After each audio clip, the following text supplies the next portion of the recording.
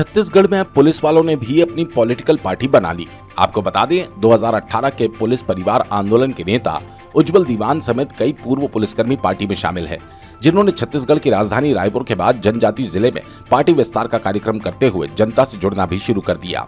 वहीं आजाद जनता पार्टी का दावा है कि उनके पास प्रदेश के 30 से भी ज्यादा कर्मचारी संगठनों का समर्थन है और पार्टी में शामिल कुछ कर्मचारी बर्खास्त है तो कुछ का इस्तीफा मंजूर नहीं हुआ, जिन्होंने आजाद जनता पार्टी का छत्तीसगढ़ में गठन किया। वहीं आजाद जनता पार्टी के प्रदेश अध्यक्ष उज्जवल दीवान और बलरामपुर के कलयुग के भगत नाम से प्रसिद्ध पार्टी विस्तार कार्यक्रम को संबोधित करते हुए बताया कि अब 90 विधानसभा सीटों में उनकी पार्टी चुनाव लड़ने की तैयारी में है। प्रदेश के गृह मंत्री ताम्रध्वज साहू, गृह विभाग के संसदीय सचिव विकास उपाध्याय के खिलाफ पुलिसकर्मियों को ही प्रत्याशी बनाया जाएगा।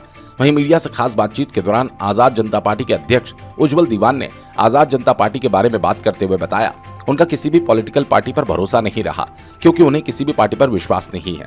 इसलिए उन्होंने खुद की पार्टी खड़ी की ताकि राज्य के सभी पीड़ितों को न्याय दिलाना पार्टी का मकसद रहेगा और उनकी पार्टी से लोग लगातार जुड़ भी रहे हैं।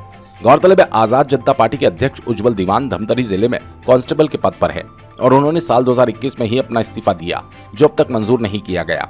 वहीं बता दें कि रिजाइन एक्सेप्ट होने के बाद ही वे चुनाव लड़ पाएंगे। सर, ये आज़ाद जनता पार्टी जो है वो छत्तीसगढ़ राज्य में जितने शोषित और पीड़ित लोग हैं, इनकी भलाई के लिए काम करने के लिए आई है। जैसा कि आप देख रहे हैं, जनता को फुटबॉल वॉलीबॉल की तरह एक बार ये पार्टी खेल रही है, लेकिन लोगों का भला नहीं हो पा रहा है।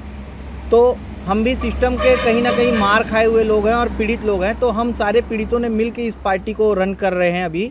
और बलरामपुर में हम पार्टी विस्तार कार्यक्रम में आए थे यहाँ पर, और यहाँ पे से पार्टी की कार्यकारिणी बढ़ाई जाएगी और पूरे छत्तीसगढ़ में फिर कार्यकारिणी बढ़ाई जाएगी। जी, काफ़ी लोग पहुँचे थे यहाँ पे जो फरियादी हैं या जिनकी समस्याएं प्रशासन नहीं सुन पाता, शासन नहीं सुन पाता, उन लोगों से भी आप रूबरू हुए। क्या कुछ तथ्य निकल करके सामने आए?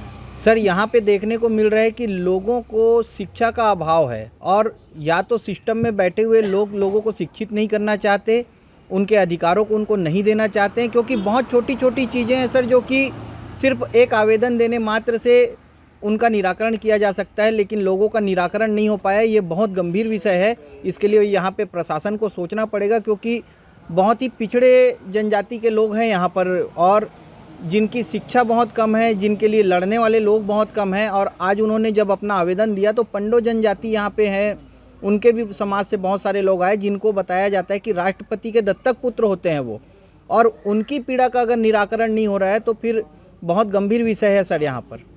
तो क्या लगता है कि बस्तर, खास करके सरगुजा जनजाति बाहुल्य क्षेत्र है, इन लोगों के साथ केवल वोट बैंकिंग के नाम पर केवल छलावा होता था और होता है? क्या लगता है आज़ाद जनता पार्टी जो है निकल करके जो सामने आ रही है, तो क्या लगता है कि लोगों की समस्याओं को ऊपर तक लेके जाएगी और जनता का कड़ा समर्थन मिलेगा आप लोगों को? जी बिल्कुल मिलेगा, क्योंकि जो पीड़ित लोग हैं हम उन्हीं के बीच में से लोगों को खड़ा करेंगे। जो पीड़ित है वो दूसरे पीड़ित की पीड़ा को समझ सकता है। जिनके मुंह में बचपन से चांदी का चम्मच है, वो कभी दूसरे की पीड़ा नहीं समझ सकता सर।